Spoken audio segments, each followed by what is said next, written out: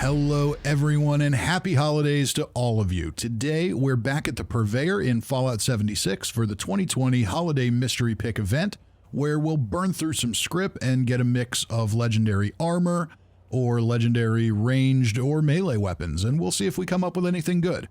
The Mystery Pick events aren't my favorite of the Purveyor events, so I'm not going to burn up thousands of Scrip here, but it's at least worth a shot.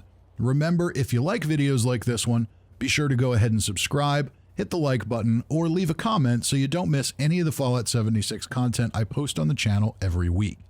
Without further ado, let's head into Mama Mumbles to see if she'll perform any Festivus Miracles for us, or if we'll need to spend some time airing our grievances. All right, Mama Mumbles, what do you got for us first? In the mystery pick for 60 Scrip, first item is almost a Festivus Miracle. Okay, a quad combat shotgun with limb damage and VATS critical meter filling 15% faster. So since One Wasteland, quad has become a much more desirable effect. While it doesn't give you a direct damage boost, it does increase your DPS, so because you have to reload less. The other advantage to it, especially if you're running a low health build in something like Daily Ops, is simply put, not needing to reload all the time puts you at an advantage. When you have to reload, especially when you've got freezing enemies and things like that, it really leaves you vulnerable. So a weapon like this, where you're going to reload basically 4 times less, that's a good thing. Limb damage is a decent effect, though it's not a necessity on shotguns. Typically, if you're a shotgunner, you're probably running the Enforcer perk, so you're doing plenty of limb damage already. But if you're not, or maybe you don't want to max it out, that can have some benefits. VATS critical meter filling faster is always a nice thing.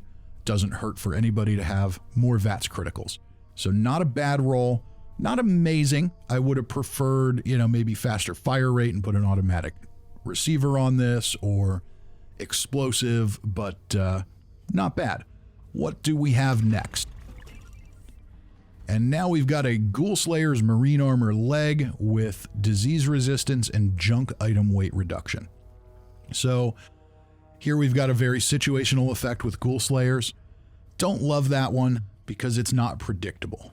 Unless you just really like to go farm ghouls for XP and legendaries, it's just not one that you're probably going to use. With that said, in the coming months, we're going to have a quality of life update that's going to increase our stash size from 800 to 1,200 pounds. So it's going to make it a lot easier for players to keep a set of those specialty armors around for those times when you want to do those things. So things like that might become a little more interesting over time. Disease resistance, I just don't think it does anything. I don't care what you're doing. You're catching diseases left and right in Appalachia. You look at something the wrong way, you catch a disease. So I just have never noticed an effect from an actual effect from that. Junk item weight reduction. Don't love this one. Leads to some pretty bad behaviors where you're going to carry around way more junk than you should. And eventually you will die and lose it, and you'll be very, very upset about that. So not a fan of junk item weight reduction, but overall, could this maybe be useful at some point? I guess. But for me, yeah, it's probably going to go back to Scrip pretty quick. And next up, we've got a Zealot's multi-purpose axe with limb damage and endurance. Yeah, so, well, I shouldn't be so disappointed in that. This could be useful right now with the Holiday Scorched event. Scorched are fairly squishy to begin with, so this is the kind of weapon that you can pick up, even if you're not a melee build, probably do enough damage to Scorched that you can take them out very easily with it, maybe save yourself some ammo, and just run around hacking them up and taking their Christmas presents. Limb damage on a melee weapon, not super useful. You're typically going to be killing things very quickly, so I don't really see a huge benefit for limb damage. Extra endurance is nice. It gives you a little more HP, which isn't a bad thing, but it's also extremely minimal. So for the next week or so, this could be a pretty useful item, but outside of that, not really. Next up, we've got, okay, this is a little more interesting. A 2-shot assault rifle with bashing damage and VATS critical meter filling 15% faster. So 2-shot basically gives you a 25% damage increase because you're shooting 2 projectiles and they divide the total damage between those. That's a good thing. You do suffer an accuracy penalty, which isn't great, but it's not the end of the world. You also suffer a durability penalty because you're shooting 2 projectiles. So don't love those things, but the damage increase is all right. Bashing damage is completely worthless, 100% absolutely worthless. Here's our airing of grievances. Bashing damage needs to be changed to bashing speed. I've said it before. I will keep saying it until they do it. Bashing damage should be replaced with bashing speed. That will make it useful in daily ops. That's critical meter filling 15% faster. Always a good thing. Doesn't hurt. You're probably using that with any rifle build. So not bad, not amazing. Let's see what's next. A Mutant Slayer's Gatling Plasma with VATS critical shots doing more damage and 90% reduced weight. So here we have a situational effect, but it's a predictable situation. So using this in daily ops against super mutants, not a bad thing. That weight reduction effect, also very useful. It synergizes well with that. It makes it much easier to keep this weapon around for those special situations because it doesn't take up a lot of space. That's critical shots doing more damage on heavy gun, not particularly useful. I know I say it all the time that I just don't think VATS is really super useful with heavy gun builds. I know there's people out there that do it. I hear somebody in the comment section every time tell me they're the person who does who uses VATS with their heavy gunner, but I just don't think it's that common. So VATS critical shots doing more damage isn't that useful on a weapon like this. But the other 2 effects synergize well together, so it could be very useful in the right circumstances. And what do we have next from Mama Mumbles? We've got a Zealot's left arm with perception and the ability to breathe underwater. So another situational effect. On weapons, those situational effects can be pretty useful. On armor, they're less useful. It's just kind of complicated to keep around a bunch of different armor sets. So without some kind of quality of life improvement to maybe build them as a set and store them in a more common sense way, then that's not going to be something that's super popular. However, if you wanted to build a set of armor that was maybe a mix and match kind of thing where you had lots of different protection effects like Zealots and Mutant Slayers and Troubleshooters to give you a little bit of a damage reduction from everything, well, that might not be the worst idea in the world. Little extra perception doesn't hurt anybody. Ability to breathe underwater, that effect's pretty useless. There is now a quest in Steel Dawn where you go underwater, but that's it. Oh, wow. And the disappointment continues. Mama Mumbles. We are going to have a discussion at the end of this one. A Berserker's meat hook with power attack damage and 90% reduced weight. Let's go from the bottom up this time. 90% reduced weight I like on a lot of weapons, but on lightweight weapons like this one, it's kind of pointless. Power attack damage is good. That's never a bad thing to have. Extra power attack damage can be the difference between 1 and 2 shot kills.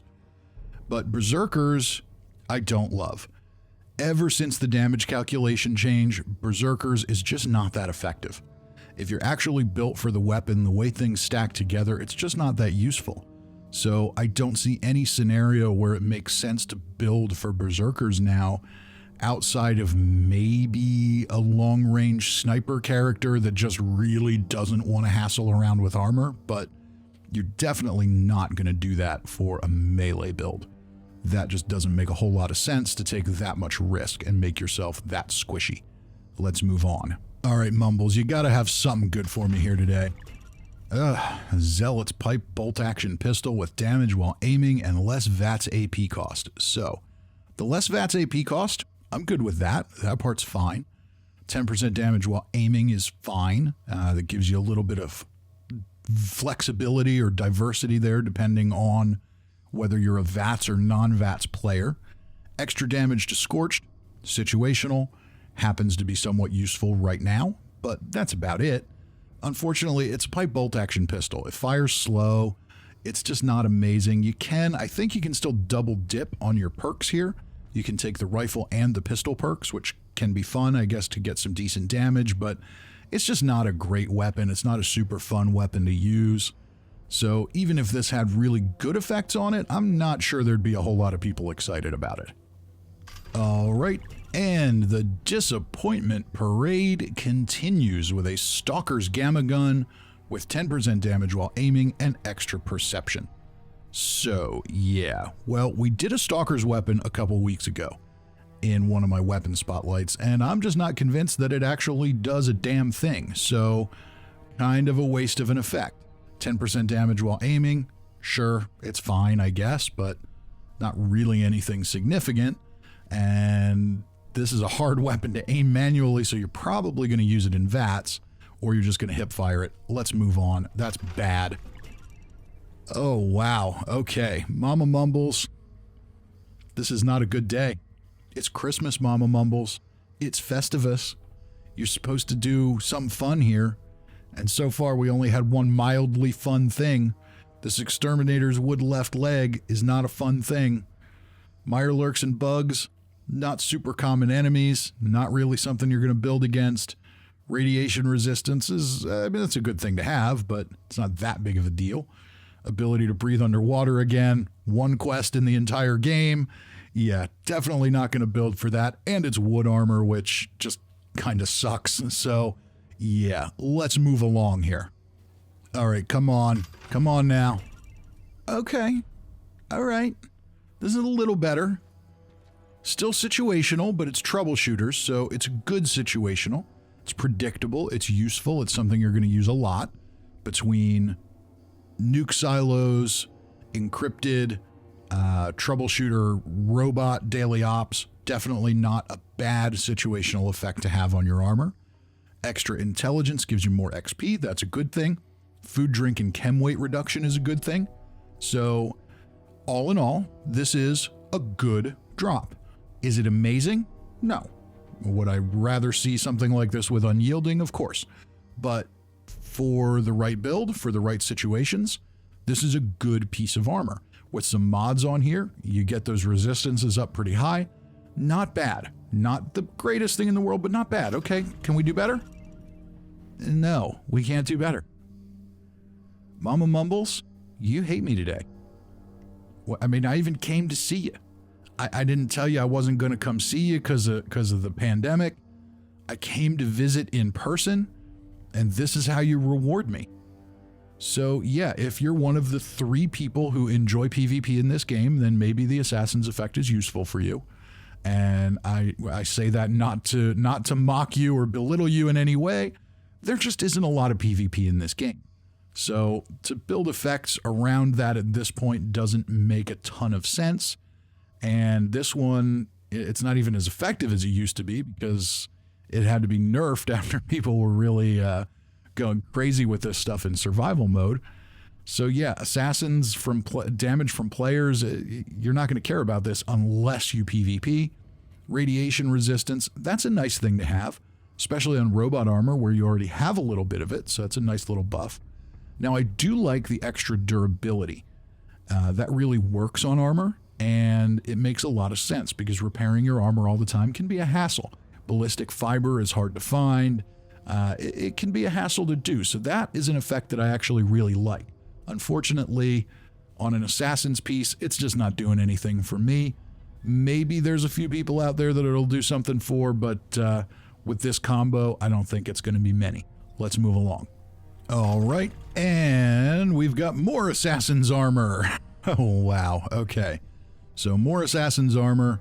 This one's Marine armor. Extra luck gives you more VATS critical chances, which isn't a bad thing. Harder to detect while sneaking can be useful. The Assassin's effect, unless you're a PvPer, is not useful. We just talked about that. No sense droning on about it anymore. So luck, okay, that's decent. Harder to detect while sneaking. Having one piece with that is good. Any more than that, and it really doesn't have an effect. So if you've already got one, this probably isn't the one to keep around, but yeah, so don't love the Assassin's effect. we got to move on from this one, and Mama Mumbles, you got to do a little better for us here. Okay, this is maybe a little better. Bolstering scout armor with disease resistance and ammo weight reduction. So bolstering is an interesting effect. It's not as desirable as unyielding. Low health build players don't tend to like it because unyielding gives you better benefits. The player that benefits from bolstering is actually a full health build. For a full health build, what I like to do is I'll run a few pieces of vanguards and a few pieces of bolstering. That way I've got some extra resistance when my health is high and as my health goes low. That way I'm protected kind of on both ends, maybe 2 pieces of each, and then throw in a piece of life-saving or auto-stim armor or something like that to round things out. That can be interesting. And scout armor is good armor. It's really easy to get mods to make it better. You just go to the Enclave vendor and you can just buy the mods straight up. That works really well. Disease resistance, we talked about it before. I think it's pointless in every way. Ammo weight reduction. I think most players who are carrying a lot of ammo are going to be using the bandolier perk, so probably some pretty diminishing returns there. But if you're not using that perk, or you wanted to use something else, then if you have a few pieces of this, maybe that changes your equation a little bit. So this is not a bad one. Nothing anybody's going to get super excited about, but better than the Assassin's pieces. Let's move along. All right, there's been way too much armor in this run, and that continues. Okay. Cloaking Trapper chest piece with intelligence and junk item weight reduction. Cloaking, I'm sorry, I don't see what the purpose of it is. It generates a stealth field if you're hit in melee once per 30 seconds. It's a very brief stealth field. It doesn't really do anything. Maybe it helps your chances of running away, but not a lot. Extra intelligence gives you more XP. That's good. Junk item weight reduction, I hate. I don't like that effect. As we said before, leads to too many bad behaviors. The other thing I don't love about Trapper armor is I find that it breaks much, much faster than every other type of armor. So all in all, aside from the extra intelligence, which isn't that big of a deal, this one is total garbage. So yeah, thanks for handing me a literal pile of garbage, Mama Mumbles. I'm not happy with you today. We've gotten a couple of interesting things, but nothing great. So, and way too much armor for the mystery pick. That's one of the drawbacks to this, is including armor in there at 60 script per roll is not that much of a savings. This is why I'm not going crazy on mystery picks anymore. It tends to lead to a lot of clutter and a lot of garbage, and that really is holding true today.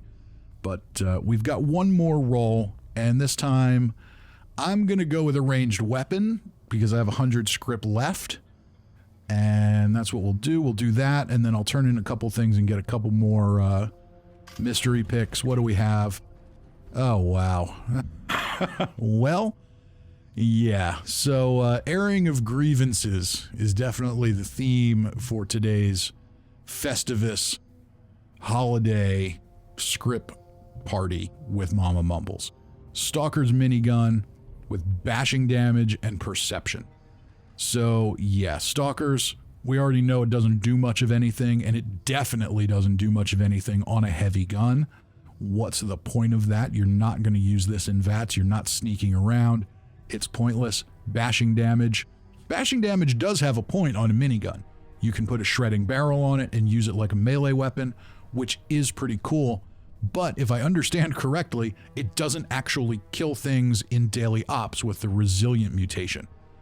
Could be wrong about that, but I had someone I was with test it the one night, and they said it didn't work. So yeah, overall, not super useful.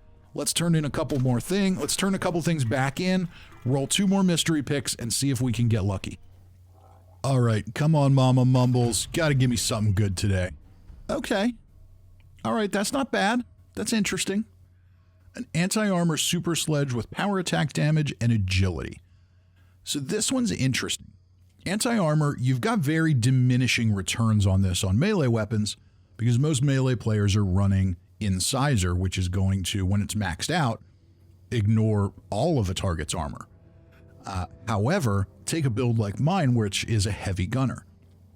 Something like this, where I'm not running Incisor because I'm running heavy gunner perks, I might be able to get some use out of this as a secondary weapon. Or maybe I need to shift things around. Maybe I'm going to put melee perks on, but I don't have enough room for Incisor because I've still got to keep a couple of other things because just the way my build is. So maybe I don't have room for that perk, so maybe this becomes a little more useful. Interesting things to think about. Power attack damage, we talked about that on other weapons. That's a good thing to have. That's your difference oftentimes between a 1 and 2 shot kill. If you can do a power attack, that's good. And on this weapon, power attacks are useful because it's already slow. So it doesn't slow you down much, and then the extra agility gives you a little more AP so you can make more of those power attacks. So the effects there synergize pretty well together. Anti-armor, if you're a melee build, probably not doing a lot for you, but if you're not, maybe it does a little something for you. So worth a look. Not a bad drop, not amazing, but definitely better than much of the other garbage we've gotten so far. Last one. Okay, this is a little better too. Troubleshooter's combat armor chest piece with intelligence and 75% chance to reduce damage by 15% while standing still. So that's the Sentinel effect. Now, the Sentinel effect is interesting because this is a perfect example of something that was nerfed because of PvP.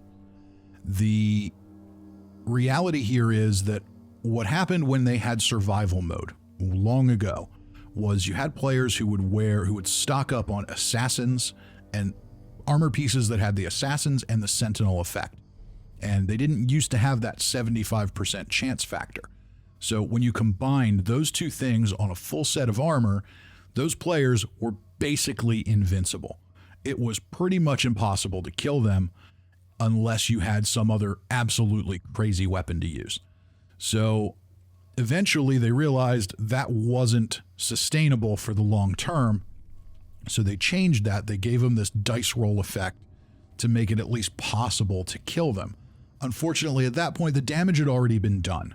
And people just didn't enjoy PvP in survival mode because they got killed all the time, unless they had access to these amazing pieces of armor and amazing weapons that your dupers and your people who bought stuff on eBay had, and your people who spent, 5,000 hours a week playing the game, they might have. But, your more casual players and even your more serious but not totally dedicated players, they just didn't have access to those things. So it felt like a hill they couldn't climb, put people off.